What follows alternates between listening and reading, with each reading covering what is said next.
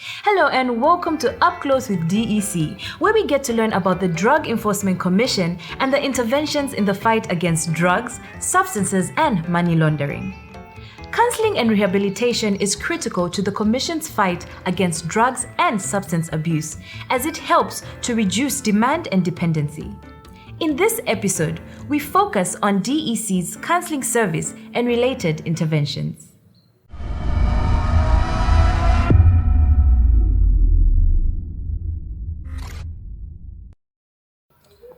Actually, counseling is one of the substance abuse preventive intervention that people apply to try to help people not to involve themselves in substance abuse. Counseling, whether coming in as a group therapy or one-on-one, is actually a talking therapy, where the counselor and the client sit, discuss, where a counselor would provide like a guide to this client who has difficulties on how to stop or reduce abusing a substance. There are a lot of processes that are usually involved, where the counselor have to meet this client, and it's usually on a voluntary basis. But on substance abuse, sometimes it might not be voluntary because of the nature of the problem.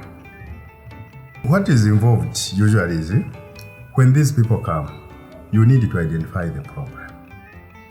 And some of the problem, these are people whereby they could have already been initiated or influenced by their peers. So now, you need to screen. Do they have a problem? After screening, which will help us identify the problem, then you need to do what? You need to manage the problem. And by managing, you allow most of the time a client will have to do the talking, while yourself, you just have to provide guide and give direction to help this person realize on his own to say that what he's been doing is not a good thing. So part of the thing that are involved, there's what we call drug screening. Through drug screening, there are tools that are usually used that are validated. Some of them we have like DUST, Croft. These are some of the tools which will help a counselor to identify even the levels of the way a person is abusing the substance, from maybe low risk, maybe up to a person with a high risk of maybe developing substance abuse or disorder. Those who need help, we don't arrest them. We just have to provide the help that they need so that we have few people with the substance abuse problems. Usually we counsel people who are involved in psychotropic substances. We're talking about marijuana. It's one of the substances that is usually abused.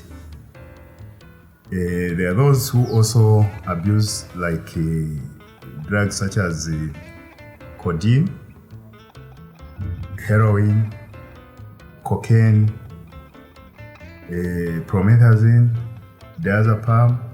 Others use even Aten, which is benzexol. So these are some of the drugs that we help people who has a problem using this kind of drugs. My appeal to the members of the public out there is this issue of substance abuse is not a problem for drug enforcement alone.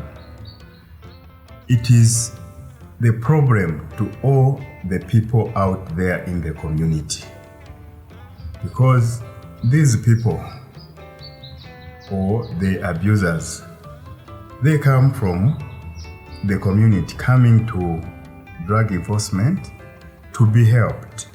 So we would provide the counseling services here at the drug enforcement, but away from the drug enforcement, we expect also the parent to provide guide at the homes of these abusers where they come from, so that we create an environment that shall not promote the use of drug or misuse of drugs.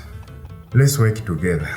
Let's hold hands in fighting this problem, because at the end of the day, we are the ones who are going to take these people to the hospital when they develop either cancer or substance-induced mental disorders. So we, the people out there, we are the ones suffering. Then, apart from there, when these people, like those who are on heroin, they start stealing from our homes, it means we are the first people hit by the problem. If we work together, or the counselor is providing the services at the drug enforcement, also home, let us provide guide to these people so that they don't abuse these substances.